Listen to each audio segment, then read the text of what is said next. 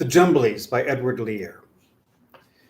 They went to sea in a sieve they did, and a sieve they went to sea, in spite of all their friends could say, on a winter's morn on a stormy day, in a sieve they went to sea. And when the sieve turned round and round, and everyone cried, "You'll all be drowned!" They called aloud, "Our sieve ain't big, but we don't care a fig, and a sieve we'll go to sea." Far and few where the lands of the Jumblies live. Their heads are green and their hands are blue, and they went to sea in a sieve. They went to sea in a sieve they did, and a sieve they sailed so fast, with only a beautiful pea-green veil tied with ribbon by way of a sail to a small tobacco pipe mast.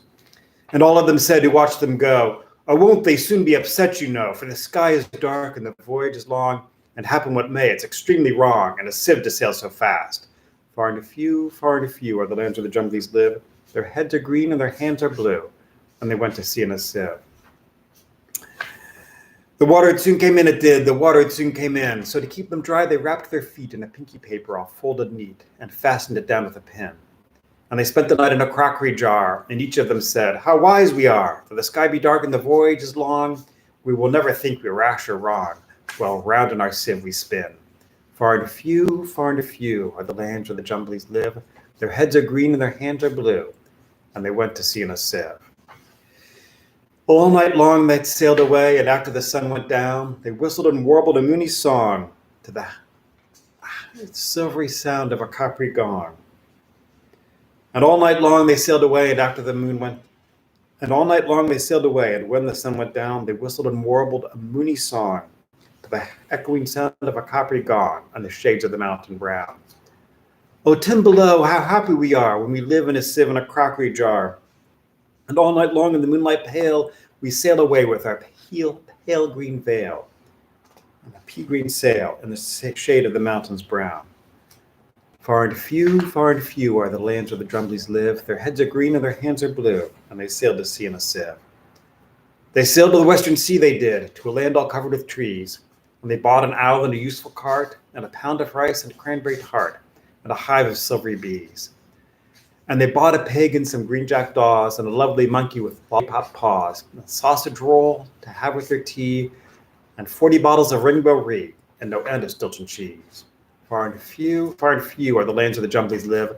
Their heads are green and their hands are blue, and they sailed to sea in a sieve. And in 20 years they all came back, in 20 years or more, and everyone said, "How tall they've grown, for they've been to the lakes in the torpor zone, and the hills of the Chankly Bore." And they drank their health and gave them a feast of dumplings made of beautiful yeast. And everyone said, "If only we live, we too shall sail to sea in a sieve, to the hills of the Chankly Bore." Far and few are the lands where the Jumblies live. Their heads are green and their hands are blue, and they sailed to sea in a sieve. The Dong with the Luminous Nose by Edward Lear. When awful darkness and silence reign over the great Grumbulian plain through the long wintry nights, when the angry breakers roar as they beat on the rocky shore, when the storm clouds brood on the towering heights of the hills of the Chankly Bore, then through the vast and gloomy dark there moves what seems a fiery spark, a lonely spark with silvery rays, piercing the coal-black night, a meteor strange and bright. Hither and thither the vision strays, a single lurid light. Slowly it wanders, pauses, creeps. Anon it sparkles, flashes and leaps, and ever as onward it gleaming goes, a light on the bond tree stems it throws. And those who watch at that midnight hour, from hall or terrace or lofty tower, cry as the wild light passes along, "The Dong! The Dong! The wandering Dong through the forest goes! The Dong! The Dong! The Dong with the luminous nose!" Long years ago, the Dong was happy and gay, till he fell in love with a Jumbly girl who came to those shores one day. For the Jumblies came in a sieve they did, landing at eve near the Zemry Fid where the oblong oysters grow, and the rocks are smooth and gray, and all the woods and the valleys rang with the chorus they daily and nightly sang. Far and few are the lands where the Jumblies live. Their heads are green and their hands are blue, and they went to sea in a sieve. Happily passed those days while the cheerful Jumblies stayed. They danced in circles all night long to the plaintive pipe of the lively dawn in the moonlight, shine or shade. For day and night he was always there by the side of the Jumbly girl so fair, with her sky-blue hands and her sea-green hair.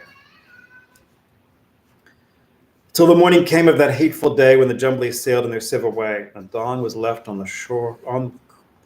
Till the morning came of that hateful day when the Jumblies sailed in their civil way, and the dawn was left on the cruel shore, gazing, gazing forevermore, ever keeping his weary eyes on that pea-green sail on the far horizon, singing the Jumbly chorus still as he sate all day on the grassy hill.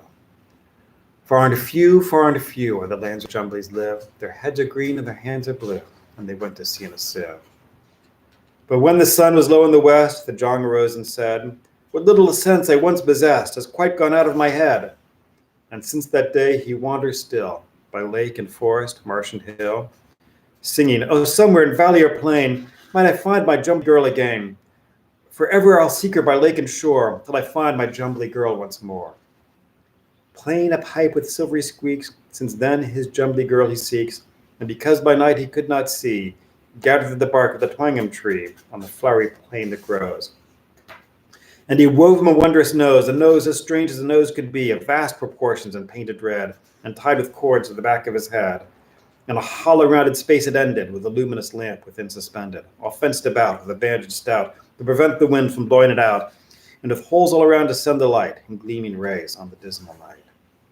And now each night and all night long, over those plains still roams the dawn, and above the wail of the chimp and snipe, you may hear the squeak of his plaintive pipe, while ever he seeks, but seeks in vain, to meet with his Jumbly girl again. Lonely and wild all night he goes, the dawn with a luminous nose. And all who watch at the midnight hour, from hall or terrace or lofty tower, cry as they trace the meteor bright, moving along through the dreary night. "This is the hour when forth he goes, the dawn with the luminous nose. Yonder over the plain he goes, he goes, the dawn with the luminous nose."